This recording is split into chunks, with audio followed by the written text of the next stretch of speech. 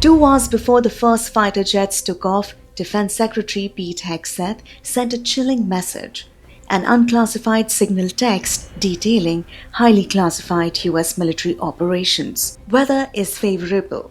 Just confirmed with Central Command. We are a go for mission launch. F-18's launch, first strike package. This wasn't a secure briefing room. This wasn't a protected line. This was a group chat, and a journalist had just been added. Let's take you through blow-by-blow details of Trump's top US officials' Yemen war plans. The Atlantic has published a stunning exposé, full transcripts of a signal chat where top Trump administration officials deliberated over a military strike on Houthi militants in Yemen. The chain meant for senior national security leaders mistakenly included the Atlantic's own editor-in-chief, Jeffrey Goldberg. National Security Advisor Michael Waltz took responsibility for creating the group but suggested, without evidence, that Goldberg may have somehow added himself. Signal system doesn't work that way, but the damage was done. Waltz, scrambling to explain in a Fox News interview, claimed he may have had Goldberg's number saved under the wrong contact.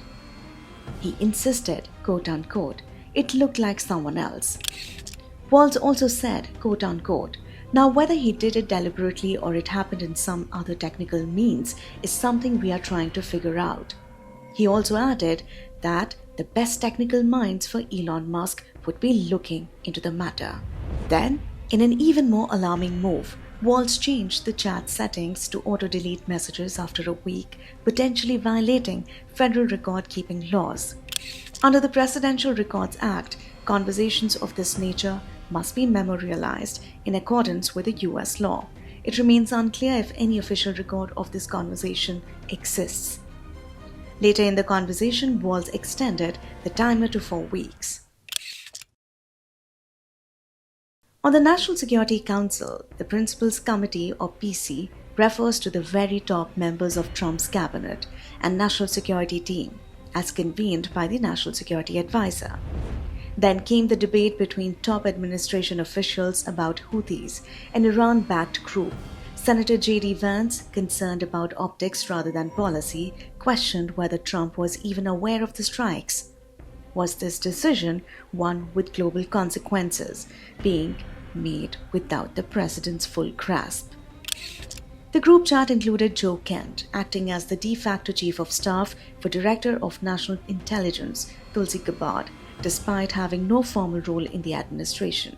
His mention of BAM shipping suggested an operational priority, one that should never have been discussed over an unsecured app. BAM shipping appears to refer to combat operations in the region focused on protecting the international shipping lanes. And then the CIA director entered the chat. Ratcliffe's message confirmed US intelligence operations targeting Houthi leadership. The Atlantic originally withheld this text due to its sensitivity, only now revealing that the CIA was actively monitoring enemy leadership. The most damning message, Pete Hegseth, just before the strikes, sent explicit operational details, timing, weapon systems, and targeting information. Military officials have since confirmed this information was highly classified at the time, and it was sitting in an unsecured group chat. Trump's national security advisor reiterates that European countries do not have the naval capabilities to defend key shipping lanes, and it will fall to the United States to reopen them. Waltz also suggests that the Trump administration planned to make European countries pay for the operations, which is consistent with the president's broader demand that US allies share more of the burden when it comes to joint defense costs. Top officials now acknowledge that signal, while encrypted, is not approved for classified discussions, meaning foreign adversaries, including those supporting the Houthis, could have gained access to this information, a catastrophic breach of operational security. OPSEC is an acronym for Operational Security.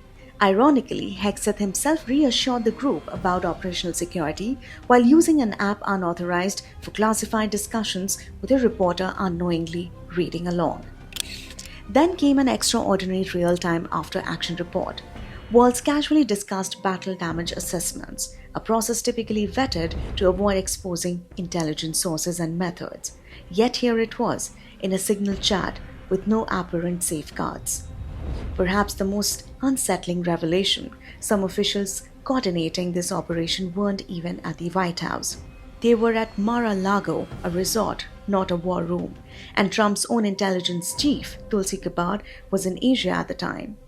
The Trump administration has downplayed the sensitivity of these messages, insisting no classified information was shared.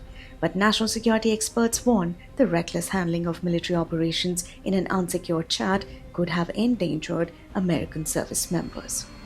That's all for today. For more such explainers and news updates, don't forget to like, share, and subscribe to our channel, The Indian Express. Thank you so much for watching.